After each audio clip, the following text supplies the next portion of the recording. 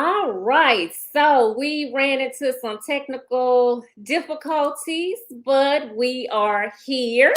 I want to thank everyone who hung in there, and y'all are still around. So we're still gonna give you a full panel discussion. What I'm gonna do is I'm gonna start off by letting the ladies introduce themselves, tell you a little bit about themselves. You all know who I am. I'm Dr. Carey Yazeed. I'm the one who's having all the technical difficulties tonight. So blame it on me. But we are here. So I'm going to start first with Dr. Kat. Dr. Kat, introduce yourself to everyone out there that's watching. Hi, everybody. I'm Dr. Kat. I'm a licensed clinical social worker and I have a background in healthcare administration. I have worked in healthcare for the past 20 years in various capacities, and I'm just excited about the conversation tonight.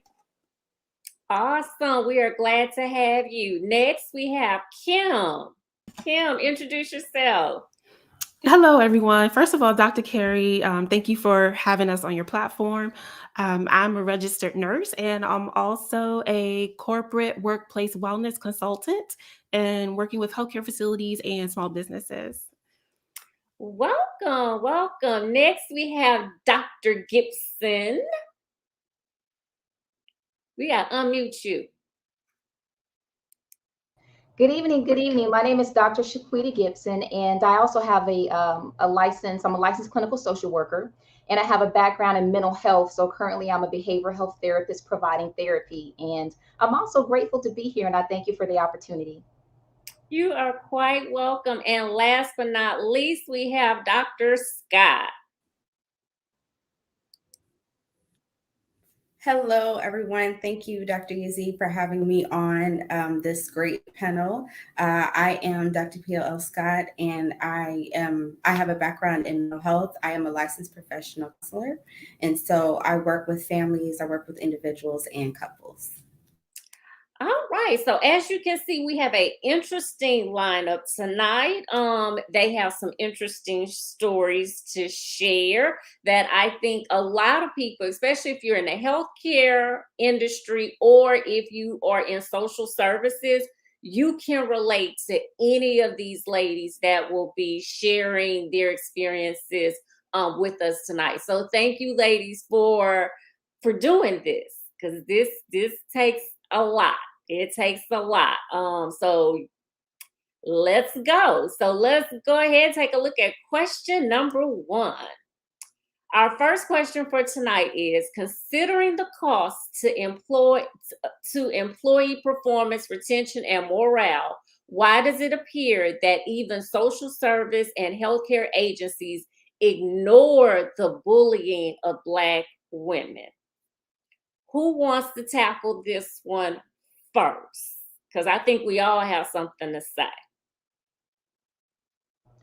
I'll take that one I'll go ahead and take that question to kind of get the conversation started. And so when I think about that question about, even social service and healthcare agencies, I think about, the ethical requirements of these agencies. And so in a study I read, I think about 68% of Black women, experience experience bullying in the workplace.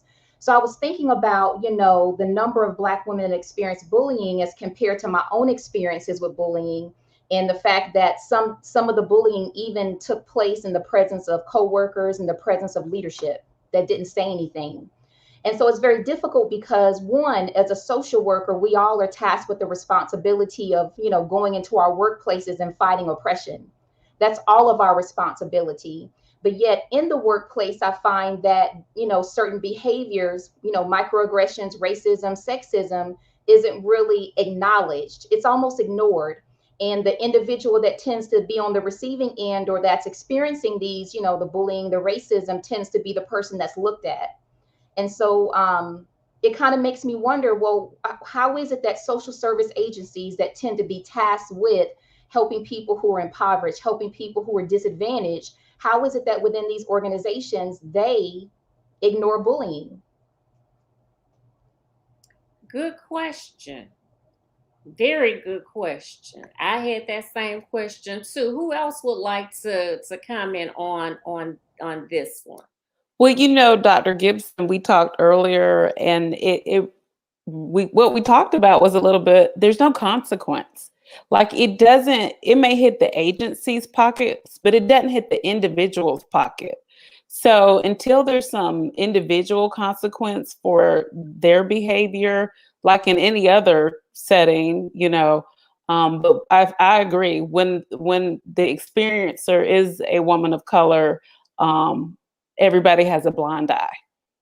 And I've seen that, and I've been subject to it, and really no one does anything about it, and it's quite unfortunate.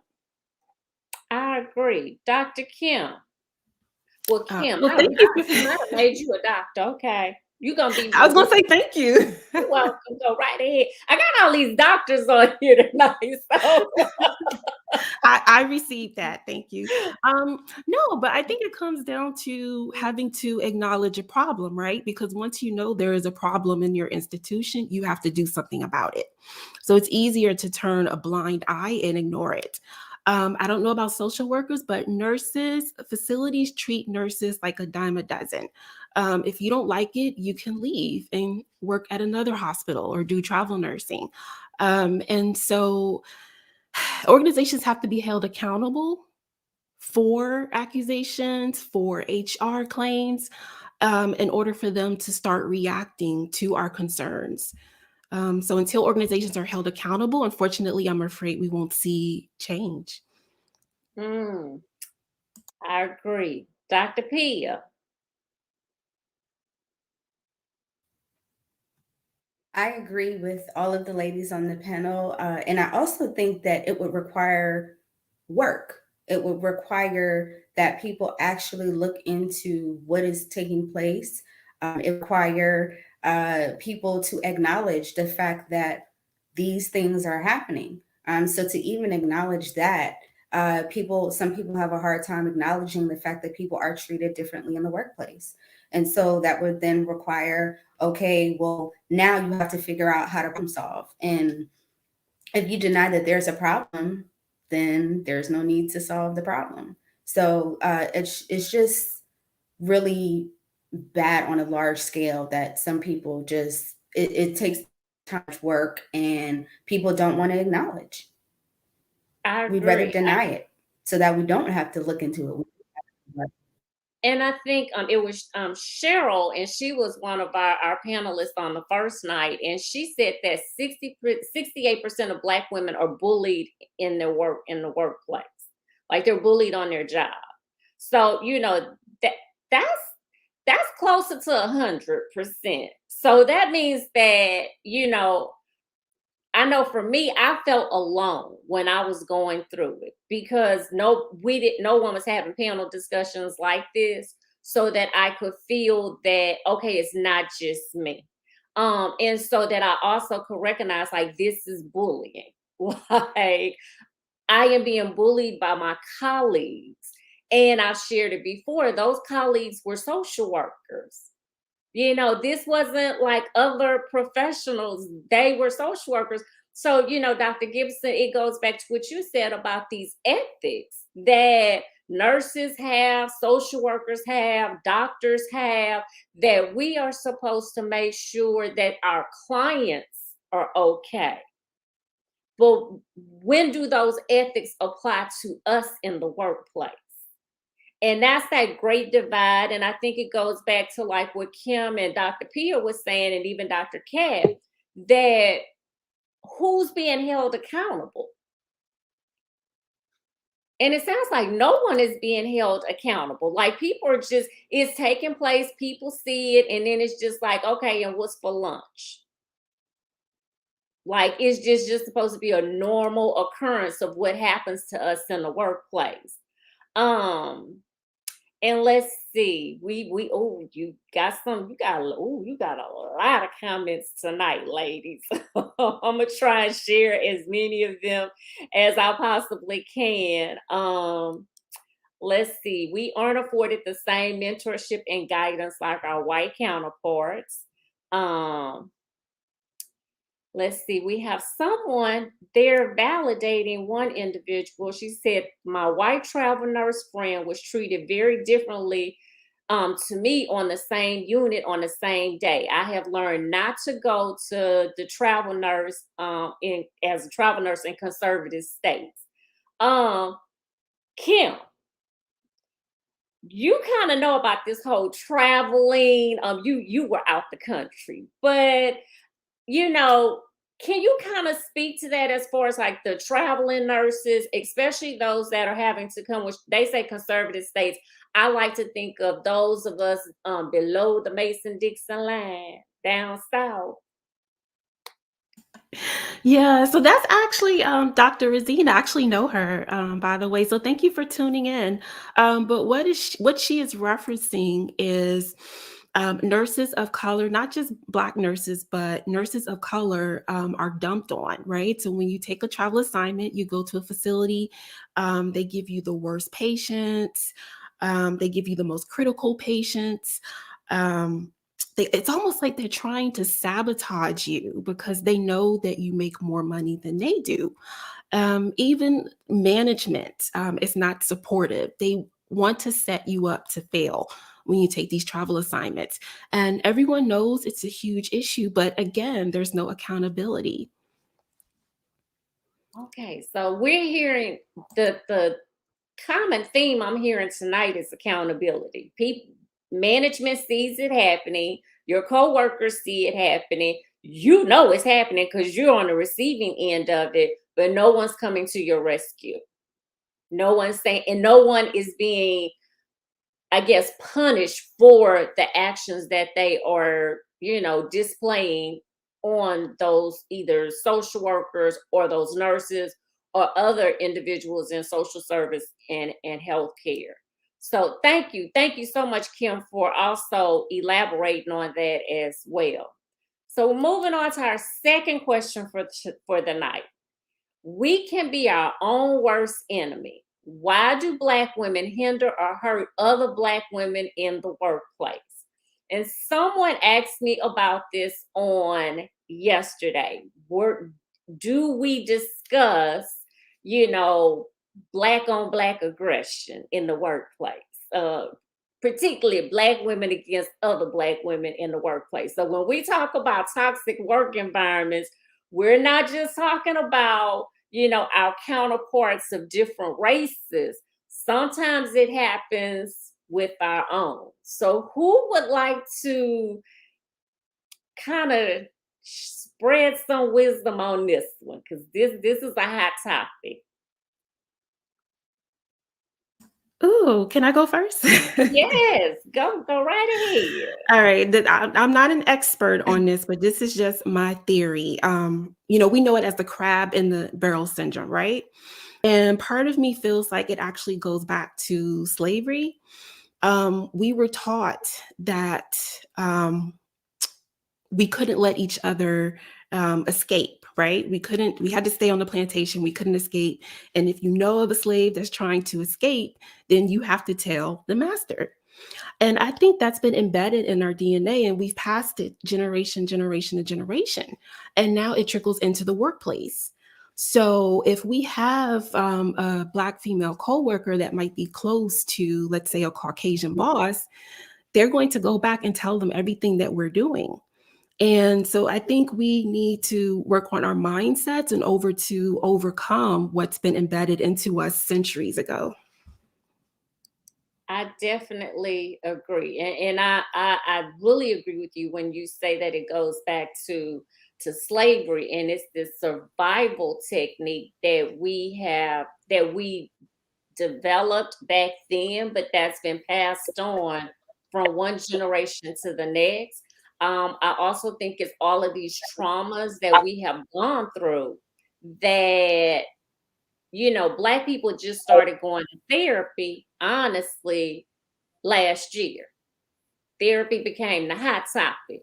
Because somebody asked me when I was a therapist, a couple of years ago, well, Dr. Yazeed, did you make a lot of money? No, because Black people didn't go to therapy. Y'all were not my clients. You didn't want to tell your business to a Black woman because you was scared she was going to go back and tell somebody else in the community what you shared, which again, I think goes with that whole mentality of the crabs in a barrel, and I need to beat them to the punch, or if they see you doing better, let me drag you down because I don't need you to elevate above me.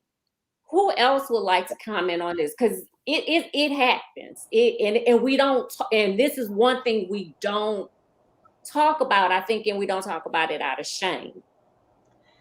I want to just comment on that part. I think Kim made a great point about the connect. Oh, I'm sorry. Was someone going to say something? No, I'll go after you. Okay, I think Kim made a great connection with the relationship with slavery. And just to further that, I believe that racism or racist practices and behaviors, including the aggression and violence, has become normalized. So what happens is that it tends to reinforce within people that type of practice or behavior is effective.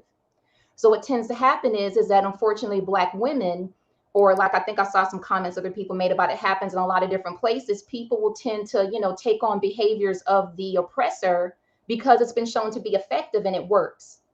And so people are able to gain power through, bullying each other. People are able to gain power through engaging in some of those same behaviors that rooted in slavery and came out of came out of slavery, rather.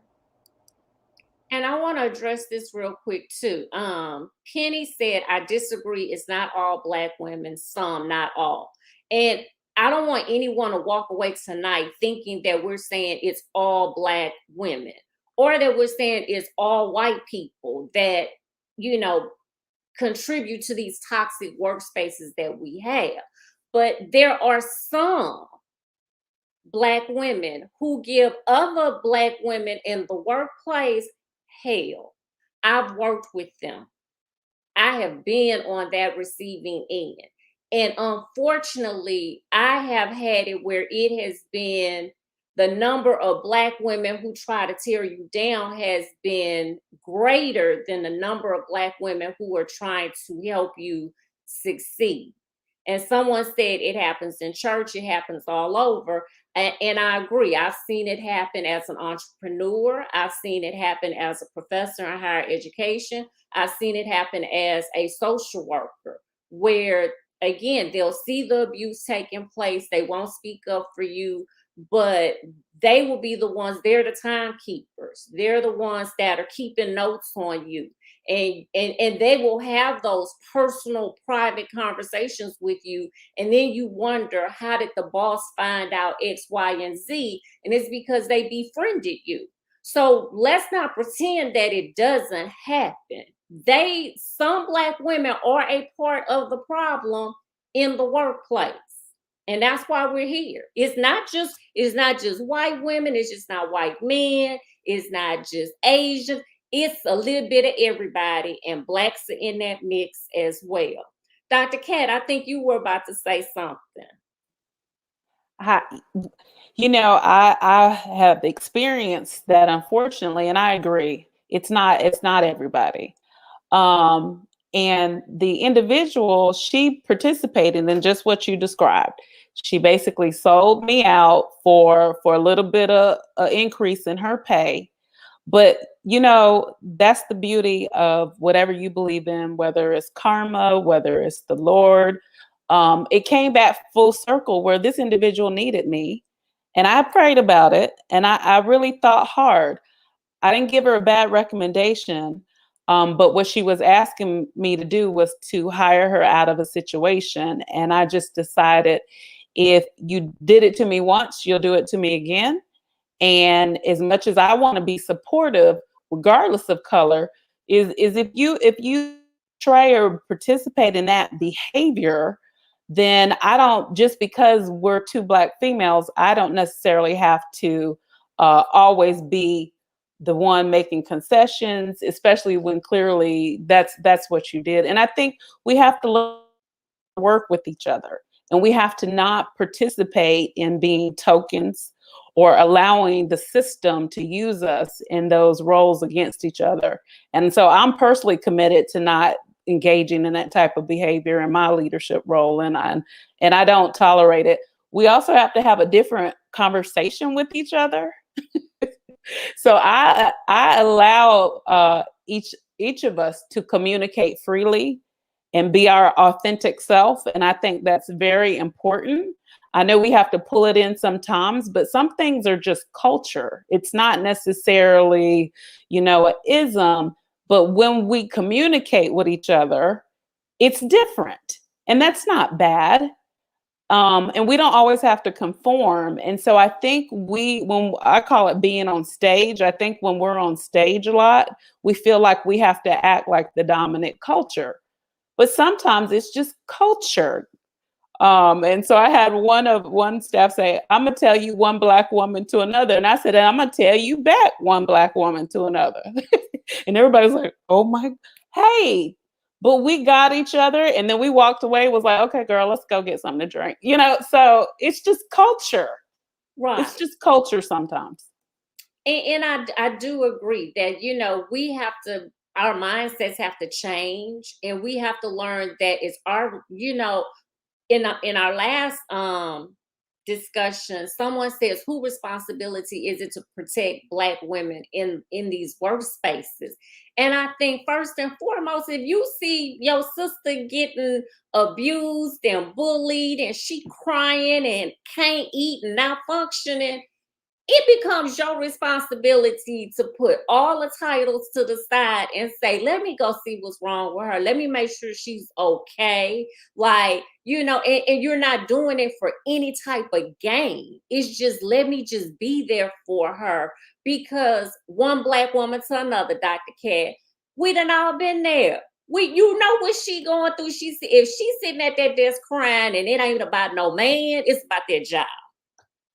It's one or the other, and so it becomes our responsibility to check on each other and make sure that we're okay and that we're all thriving, not just some people.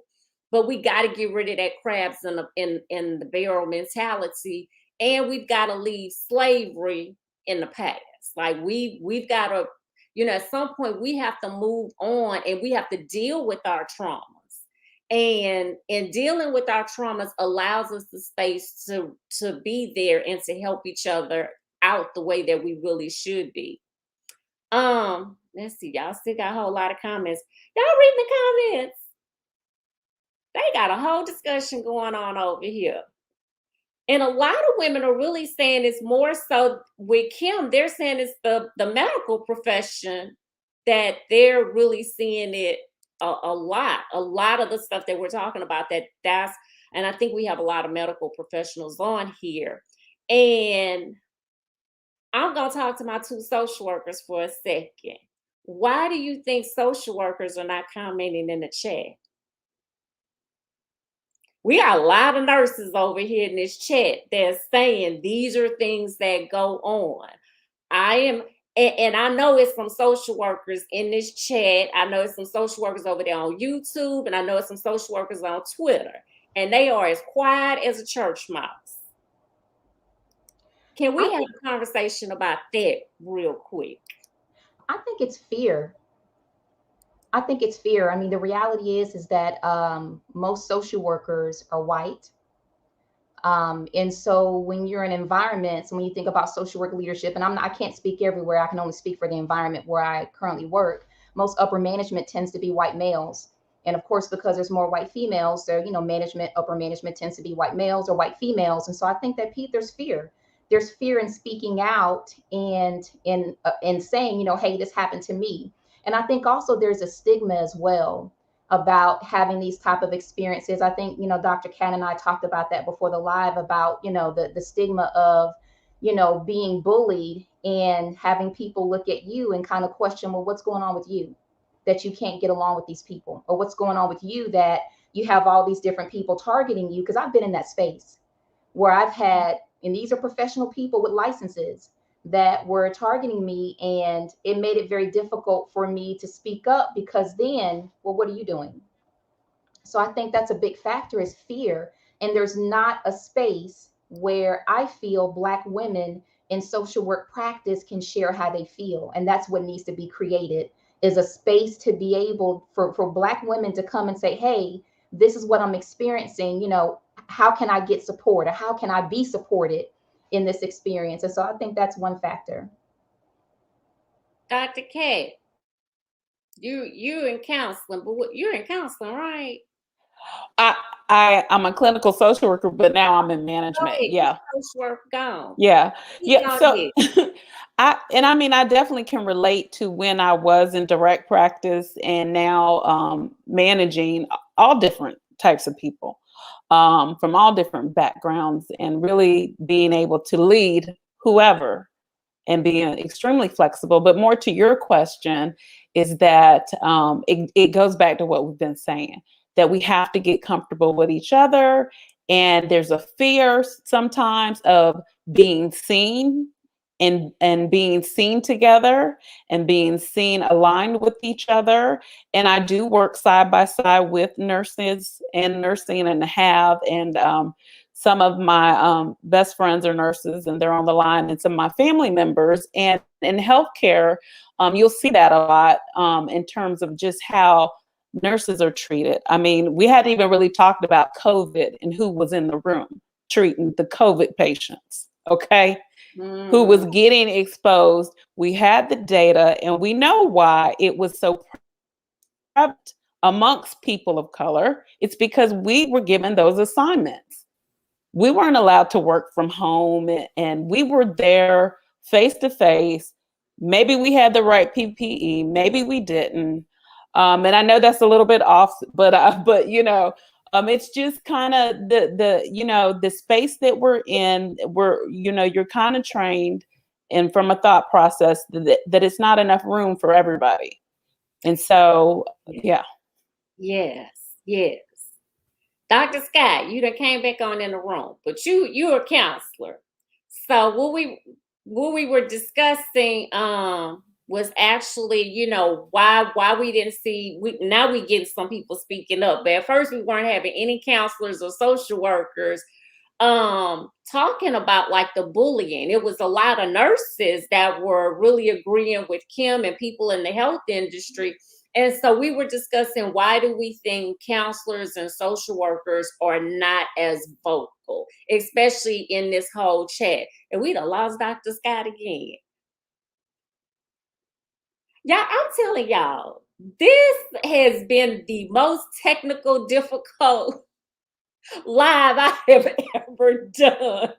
And I just think, hey, it's the topic that we're discussing. And I just think, you know, sometimes, you know, the enemy just doesn't want certain things discussed, and that's perfectly okay too. Dr. Kat, you mentioned COVID, and Cheryl, actually, that's her chapter in the anthology. She actually talks about her experience as a social worker when the pandemic first started in New York City, which was the epicenter, okay? And how her white colleagues were able to stay home. And after all these years, she had been seen as a non-essential employee. And now all of a sudden, she became essential and had to go sit in this emergency room with no protective gear. And so I think you are right. We are disposable. That's how we are seen. But I also think that fear, the fear of retaliation, the fear of losing your job, the fear of somebody going to the board and reporting you for whatever, there's a lot of weight that I think we carry. And I find it interesting that the nurses are really very vocal tonight. So I'm loving it. I am loving it. I'm loving this discussion. So we're gonna just switch on over, because this actually kind of piggybacks off of that question. Did your Black friends and coworkers gaslight you when you tried to explain what was happening? So when it came to your situation, you were being bullied. How did your Black friends and your Black coworkers react when you tried to have that conversation with them? Well, in my experience, I didn't have any Black friends or coworkers. I was the only one. So we talked about that a little bit too, about feeling isolated and alone. And that was my experience. Kim, what about you? Because you were kind of isolated too. Yeah, well, actually, there were some Black colleagues. And when I went through one of the situations, I was gaslighted. I was told it was about promotion. I didn't get promoted. And I was told that I was just mad. I was jealous because I didn't get the position. I'm making too much noise. I need to quiet down. I'm causing trouble. You're being a troublemaker. And so people that I thought would be in my corner, that would listen and support me when I needed them the most, turned their back. And so that really made me feel isolated and alone. And I questioned myself, like, are they right? And that's not healthy. So yeah, unfortunately, I did experience that. Dr. Gibson, what about you? Well, interestingly enough, when I shared my experience with some close friends, I didn't get gaslighted, but it was just more of a, well, you know how it is. So just one of those things that, this is just what you have to deal with. But interestingly enough, I did share my experience with a white coworker that actually ended up being someone that tried to bully me. So I had opened up, was, disclosed to her about, what had been going on between me. And in my particular experience, I was having an experience with a white nurse and a white nurse manager. And I shared with her, what was going on or whatnot. And I thought I was being supported, hey, why don't you try these methods? Why don't you try, reaching out, calling, having a meeting, talk about what's going on. And that person then kind of took that and they kind of got in on it, if that makes sense. And it was really surprising, actually. But I just think that there's so much reinforcement to, targeting someone, especially at that time. And I wasn't a low performing employee at all. I was very high performing. I was doing well at my job. And I just think that, the environment, people tend to accept that type of behavior as being competitive. Or I'm just, you're competing with someone, even though we're in different professions, if that makes sense. And I've noticed that a lot with professionals, including other Black women, is that people see that behavior as just being competitive. Oh, they're just they're competing with you. They're trying to be competitive and just, do better, basically. Mm-hmm. Yeah, I agree. I know for my situation, my last major situation, that friends didn't understand. Like, it was just like, oh, girl can't be that bad. Like, and it's just like, yes, it is. Or I was told I needed to suck it up. You have responsibilities. You'll figure it out. You're strong. You're a strong Black woman. And I think I told one of my friends, I don't want to be strong anymore. I want out. How do I get out? Somebody I need out. I don't want to be strong. I don't want to carry the weight of the world. I don't want to even figure this out. I just want out of this situation. Black coworkers begin to contribute and become a part of the problem. And so, I said this before, they had me in the group chat, in the group email, and forgot I was in the group email. So I'm getting the emails where they talking about me and about my situation and saying she's a whiner, she's complaining, she's not a team member. And then I finally just had to say, can you all remove me from the group email? But at this point, I had done down, printed out all they whole conversation. But for me, it was just like, these are other Blacks. Like, they see what I'm going through. And this is what's being said behind closed doors. This is what's being said behind my back, supposedly. So what's supposed to be in the group email that you forgot you left me in. Y'all need to work on them group emails and them group text messages when y'all start sending stuff out about people. But everyone is not supportive. But I did have a few people who were supportive, who checked on me, who looked for resources, would just call and say, hey, Did you make it to work? How's your day going today? Did anything happen? Did you remember to document? For those people, I'm eternally grateful. But yeah, some people just didn't understand, or it was just like, girl, that happens to everybody. You ain't special. Mhm. Like that happens, and you're just sitting there like, y'all, this is not normal. Let's stop normalizing this. This is, as I tell people, when you got to go to trauma, when you have to go to therapy to deal with the traumas that are taking place at your job, it's time for you to find another job. It's time for you to stop being a strong Black woman, and you need to start looking for another place of employment. So yes, it definitely does happen. That sometimes your Black friends and your Black coworkers are not going to be understanding about what is taking place with you. So let's see what we got going on in these comments. I see y'all reading the comments. So oh Lord, let's see. Someone said, yes, why do we have to suck it up? Sometimes we forget that we have choices. Very good. Yes, sometimes we do.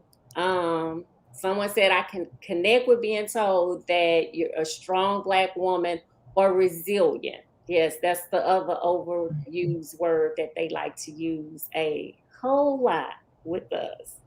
And I wanted to talk about that for a moment, because just because you're a leader or you're in a leadership position, of course we're strong, but you don't have to be strong every single minute, especially when you're being attacked. So a lot of times I have to tell people, I am human, right? I have feelings, I have emotions, and I've learned to just say, hey, your behavior is unwelcomed, and begin to use that language that we're taught, those descriptives, but really putting that person on notice. You're making me uncomfortable. Just letting them know. I've had to tell people in a meeting, literally when they're verbally attacking me, I'm uncomfortable. And then they look, we have the right to be uncomfortable. Because I have done the niceness and said that is making me uncomfortable. In the group email, I said, you all can't send emails like this because I have a claim with EEOC. Let me remind you of that. Secondly, this is kind of offensive. Girl, people was just like, what the hell? They kept on going. You a strong Black woman. You gonna suck it up and you gonna deal with it. When stuff was being said in faculty meetings, this was in higher education, they was sitting there on their phone doodling in a notebook, and they just look up to be like, she went off yet? Oh, okay then. And like, and and you're trying to be politically correct is how I like to say it. Because in my mind was running, I need this job, I got these kids, I'm a divorced mom, gotta pay football stuff next week, like electric bill due, like you got all this stuff. So you're like, let me remain calm. You're using the techniques you learned in therapy. and some people just don't. I have realized some people just, that boundary that you're trying to put up, they still push it away. They will still, which I think triggers you even more, because you're like, I'm trying to be nice, Like, y'all, I really don't. I'm being nice. I'm telling you, this is making me uncomfortable. But I've seen people where it's been said and they keep going. It's like I've added fuel to their fire of me saying this. Someone said, what has happened to human caring, kindness, and empathy? I don't know. Y'all want to answer that? I think it's still there. We have some people who are kind and caring, and I just don't think we need more. I think we need more. Yeah, and they're not contributing to the toxic environment. It's the one or two people that are the bullies, that are the aggressors, and they have not been held accountable. And because women of color are easy, everybody knows. And I talk a lot about storytelling, right? So in our culture, storytelling is another word for what? A lie. So when you go into the work environment, it's a given. They're going to write a story about you. They're going to story tell on you. And you need to be prepared for how you handle that, how you react to it, how you cope with it, how you have your work-life balance. Your family need to be aware because, yes, as women of color, Black women, we're achieving. We're climbing the ladder and we're getting there. But God, everything that we have to endure to finally make it. And then I'm glad to know I'm not the only person going to a therapist to talk about work, to talk about how to, you know, succeed in life and make it. And so it's just something that I'm glad that we're able to come together and have these conversations and be able to help each other. But yeah, please be ready for the story. Please, because they already have it. The beauty of it, it's the same one, just change the person. They just gonna change. You know, they're the victim now, and you know somebody else is the villain. You know, so we just inserting a new Black person and we inserting a new aggressor, but the storyline is the same. Like, you know, it's like you watch that movie and you be like, I done seen this movie before, but you like, no, I haven't. But it's the same storyline. It's the same storyline. Which, Dr. Cat, I think that takes us into our next question of the night, which is, what has workplace racism, bullying, and or sexism cost Black women? And Dr. Cat, you kind of touched on this. Like, you know, we going to therapy for our job. It's costing you your mental health to some point. You know, what else is it costing us? Kim, in the healthcare industry, what is it costing Black women who are going through these things? Yeah, something that we don't talk about is our self-worth. And I know for me, I started to question my skill set. I started to question my knowledge. You know, if you guys decide to read the book, you'll see what I'm talking about. After everything happened, I was afraid to apply for certain jobs.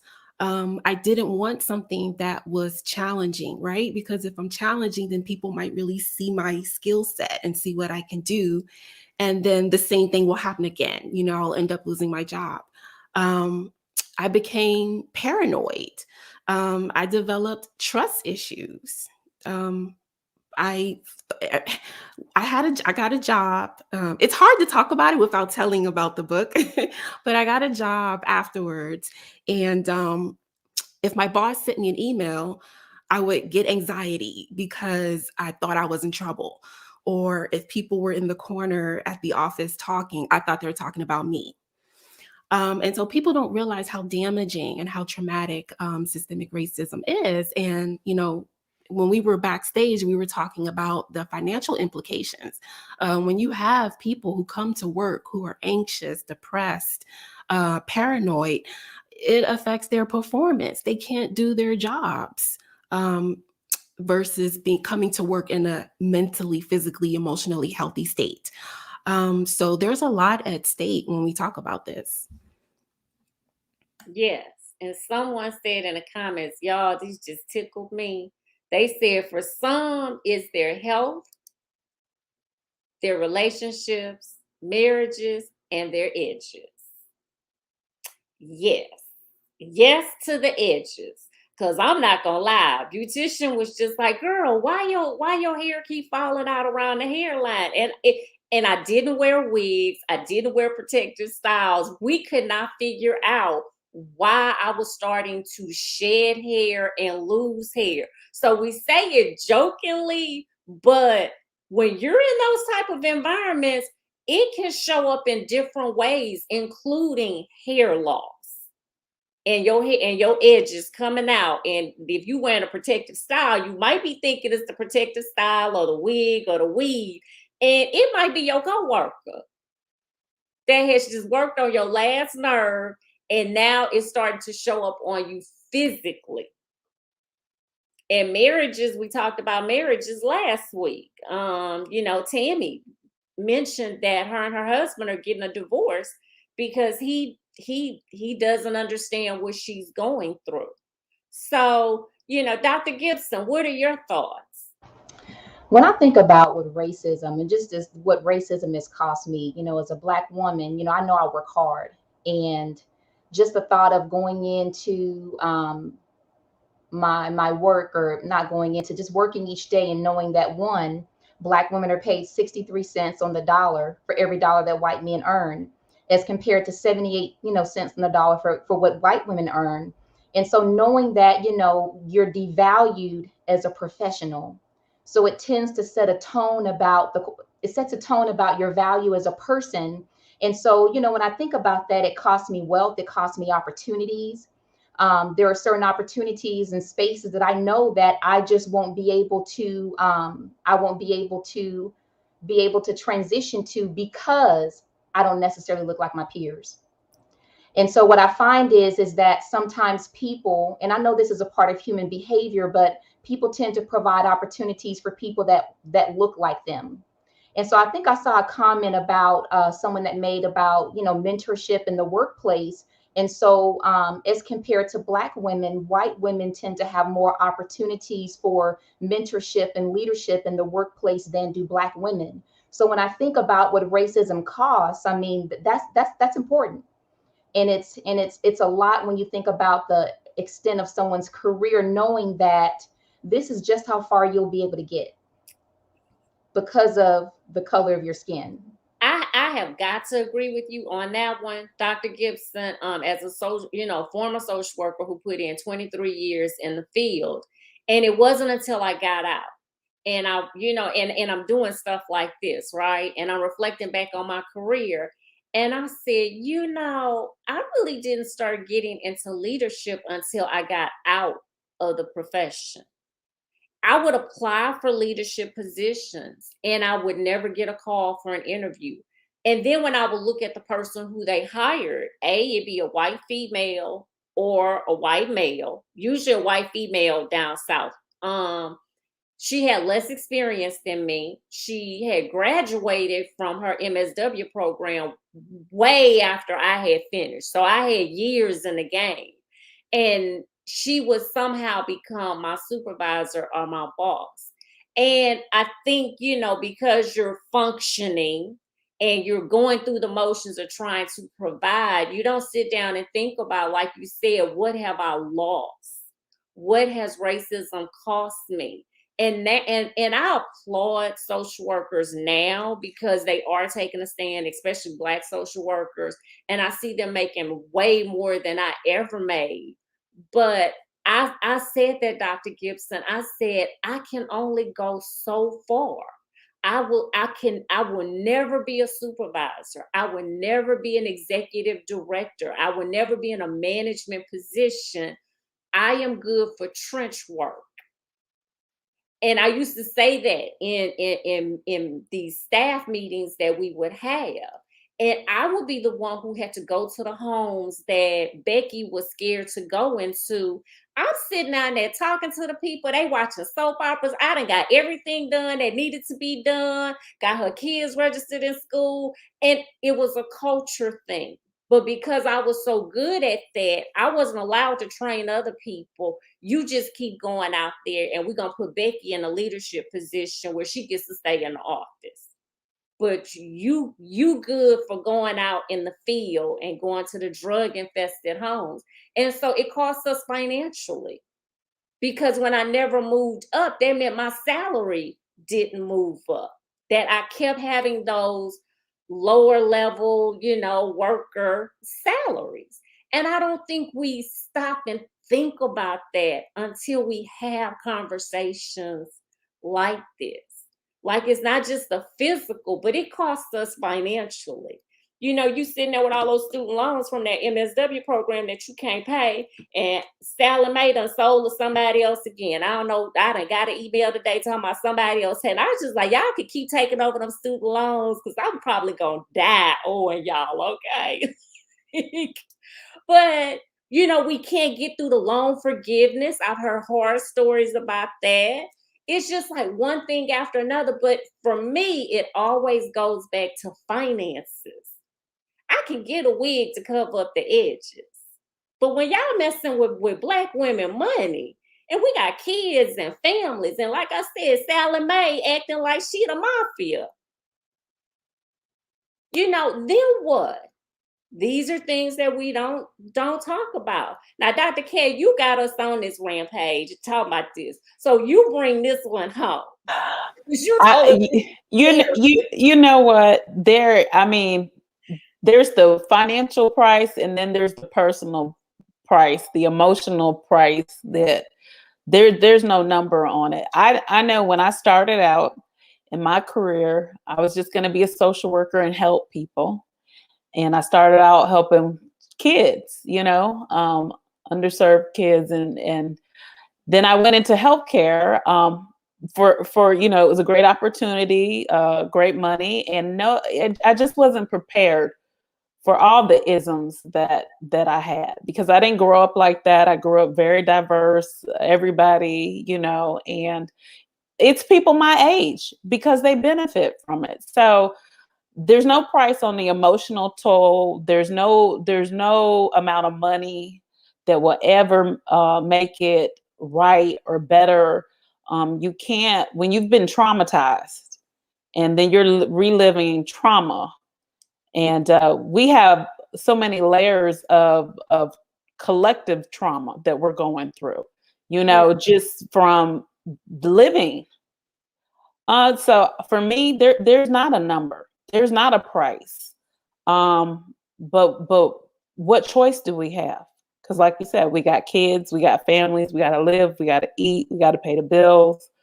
But really working towards making it better. But for me, there is no number. Actually, the money that I've spent in hiring lawyers on the other calls, I was like, I keep a lawyer, and I do.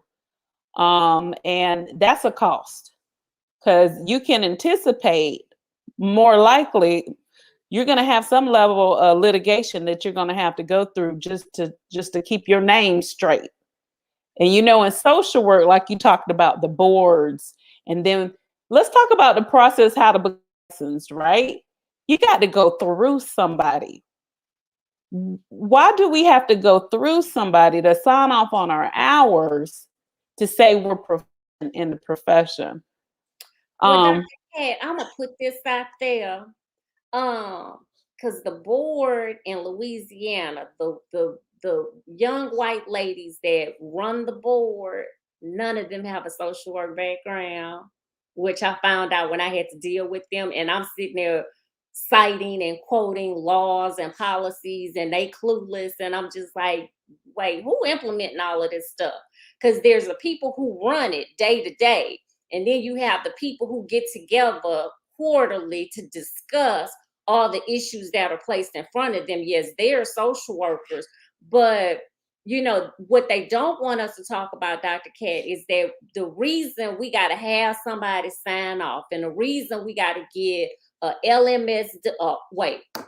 RSW, then a LMSW, then a LCSW, and then in some states the LCSW can be clinical or non-clinical. You have to take a test for all this stuff. You got to get supervision.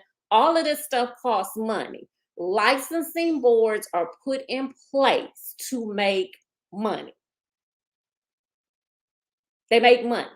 That's why because my thing is, once I had went to school for 2 years and turned in all them papers and had to deal with all them people and do an internship, now I'm finding myself, I got to go through 2 more years. And let's not talk about the disparity of these. We're going to go back to your boards, Dr. Kat, and what it's costing us financially. Don't get in trouble. because they gonna break you. And as a social worker or RN, you don't make enough money. And you find yourself sometimes in a situation of, what do I keep this or do I go sell real estate?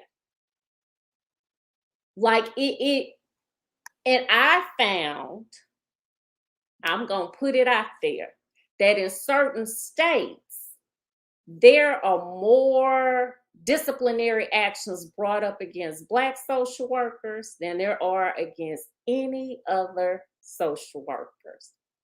Also, when it comes to LCSWs and LMSWs, Blacks fail the test more than anyone else. It's called algorithms. And whoever think I'm lying, they out there at Berkeley doing whole research studies on how algorithms is messing up the healthcare system for Blacks. So if it can mess up your healthcare, trust me, it can stop you from passing a licensing exam that you sitting there like, I know this stuff, I don't understand why I didn't pass. Like, let's have the real conversations, because that's what racism is costing us. It's costing us a lot of money for these degrees that for some people become worthless at some point. It becomes a piece of paper on an onion skin that you can't do nothing with. I've met a number of Blacks in healthcare and in social services who find themselves in those situations because of licensing boards, Dr. Cat. So you are right. Why do we have to go through all of that? Who are you protecting? Because it's not that many clients calling in talking about they was a bad professional. Think about it. How many disciplinary actions do they get a year? Right. Yes. I'm just saying, maybe it's just me, I'm just saying, but that's something, when we talk about what it's costing us, let's be honest, it's costing some people in that area too, but we don't talk about it. Well, and I think through all of that, what I've seen in the past 20 years is we're still climbing it. They set the bar, we're still hitting it. Some of us have to take that test 3, 4. We've spent a lot of money on it now, but we're making it. And they've even looked at the bias in the testing and the whole licensure process. I totally agree, and it costs a lot, too much. Yeah. And Dr. Cat, I always used to tell my students, I was like, and when they're sitting there and they're saying, this is my 3rd time taking it, and I'm sitting there saying, this was one of my best students. This child should have passed on the first go round. And when and then we sitting there looking at, why didn't you pass? And when you look at their test results, there's no clear answer, because it was a little bit taken from each area that they barely missed it, like by 2 points or 1 point. That's the smart ones. The average ones, you be like, it might be 7 to 10 points, but your real high end that you like, they gonna go in and ace it. They come back like, Dr. Carey, I missed it by 2 points. No, you're gonna go back in there and take that again. But it happens. It happens. And it costs. And I think that's where we go back, Kim, what you said about your self-esteem and your self-worth. Like, think about someone who's going in there 3 or 4 times to take a test, nursing, social work, whatever. And you're saying, well, am I not smart enough? Did I miss something? And in reality, it's not you. It's a little programmer sitting behind the screen with some glasses on that done programmed a little bot that's sitting there giving you, making your life a living hell on a licensing exam at the end of the day. Which is going to take us into our last question of the night, ladies. What can be done to prevent a toxic work environment? Kim, we're going to start with you and just round robin. Well, in the beginning, we talked about accountability, right? But we have to address the root cause of why there's a lack of accountability. And I believe it's fear. We have to ask people, what are you afraid of? Why are you afraid of a diverse and inclusive workforce? And normally that comes back to fear of missing out on something. Am I going to lose my power? Am I going to lose my position? Am I going to miss out on opportunities because we're being more inclusive, right? And so I think platforms like this, where we have open dialogue, people can have a better understanding. And once you understand, you have awareness, and then you can start to make changes. So I think that's the first step with creating or dismantling toxic work environments. Okay. Dr. Gibson. I think that transparency is important. I think a lot of organizations don't have transparency in acknowledging that there is workplace bullying and racism. So I think that transparency by maybe doing surveys, being open to, if this is something that's publicly reported, well, what types of complaints do you get? How are those complaints resolved? So I think by having transparency in the organization, I think that it puts organizations in a place, and I think someone mentioned this before about the accountability piece. If you're transparent and you acknowledge it, then you can address it. So I think that's important. Yeah, that takes us to Dr. Carey.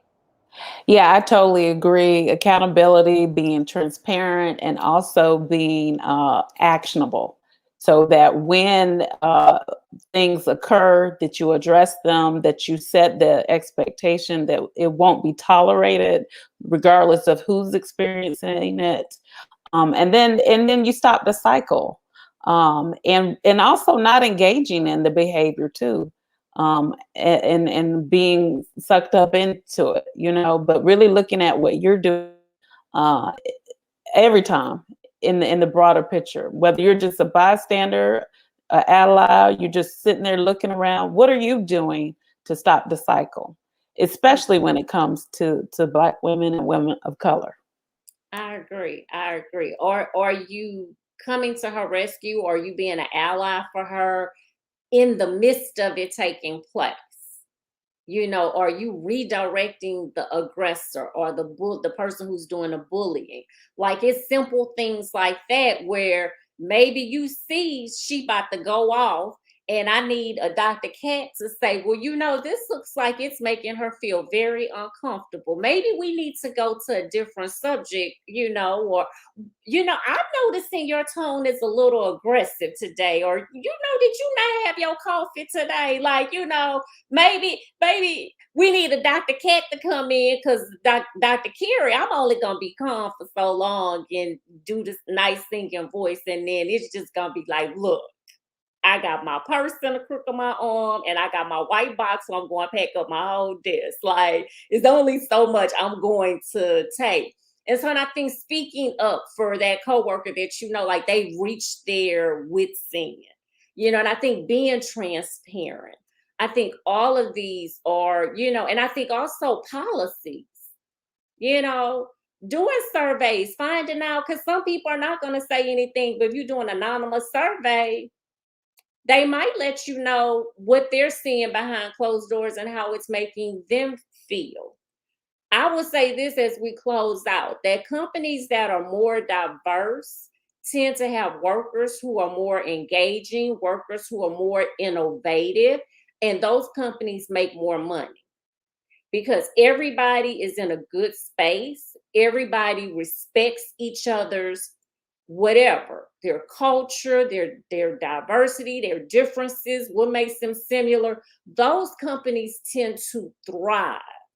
It's the ones that's not addressing diversity, that's not addressing microaggressions, that's not addressing racism, and that are sweeping it under the rug.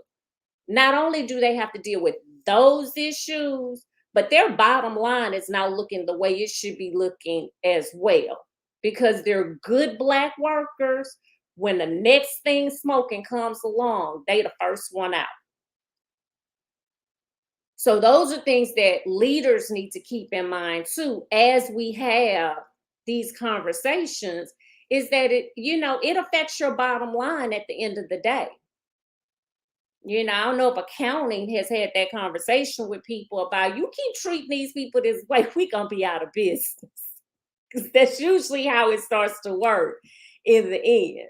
So I want to thank everyone for joining us tonight. As we close out, I'm going to let each of the ladies let you know where you can learn more about them, share their websites. All of them are available if you need someone to come in and do a training or to do a speaking engagement. They ready. We ready. Call us, email us, send us a smoke signal. We will be there. So Kim, let everybody know where they can find you and learn more about your services. Sure. So I'm on LinkedIn, pretty active. So just send me a DM. And I'm on Facebook. And my website is actually just my name. It's kimali.com. And would love to chat with everyone. So thank you. Dr. Gibson. Same here for me. I'm also on LinkedIn and Facebook, and my website is somebody sent me a thing. Oh, this is just so, I can't believe. Anyway, so find me on LinkedIn and Facebook, Dr. Shaquita Gibson. Thank you so much. And Dr. K. Likewise, you can find me, Dr. Cat, on LinkedIn, and also check me out on Instagram at Urban Butterfly Media. All right, and y'all know where to find me, drcareyyazeed.com, and I'm right here on LinkedIn every day, not all day, but I'm on LinkedIn. But yes, if you have enjoyed tonight's discussion or the nights before, so if you just coming on board tonight, you need to catch up. You got like 2 more you need to go back and watch, and then we're going to do our last one is going to be next Thursday, and hopefully I won't have any technical difficulties and we will be starting on time. But if I'm not here, don't y'all panic. We coming. We just trying to figure something out in the background, but we will be here. So again, thank you everyone for joining us tonight. Please grab a copy of the book. You can get one from myself. You can get one from the panelists here tonight. All of them are selling pre-orders. So please support the anthology, Everyday Struggle, How Toxic Workspaces Impact Black Women. We're trying to be a part of the solution and no longer be a part of this ongoing problem. Thank you again for joining us and have a great evening.